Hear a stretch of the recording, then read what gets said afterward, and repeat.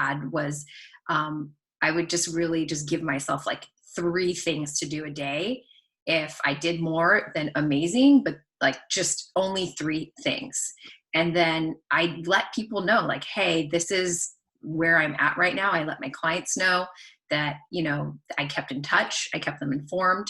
And the other thing that I had to do was really kind of like address the grief of my not knowing, like you said, the uncertainty of what my life was going to look like in the near future or in the distant future, and kind of like grieving the great plans that I had for myself, and my family and my business and everything this year. So can you talk a little bit about how the uncertainty and maybe the grief and the trauma kind of like show up, and any strategies that people can utilize?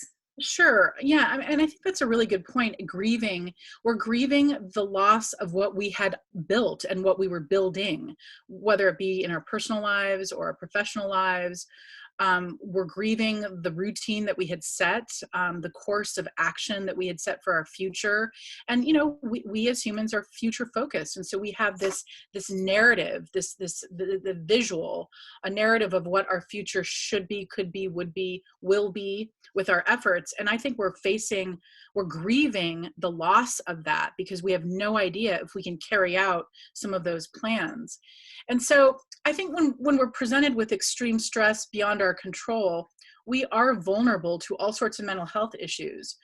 And typically when we're faced with extreme uncertainty or trauma, our brains go into an automatic habit that is coined by neuroscientists as a negativity bias, which leaves us sort of reacting to all the situations that we're faced with through a lens of danger. So we react to life as though we're in constant danger. And quite frankly, we are in some level of danger. But this negativity bias is a lens where we're looking at everything that way. And we become fixated on potential threats rather than looking at the bigger picture, and rather than looking at what can we do to manage.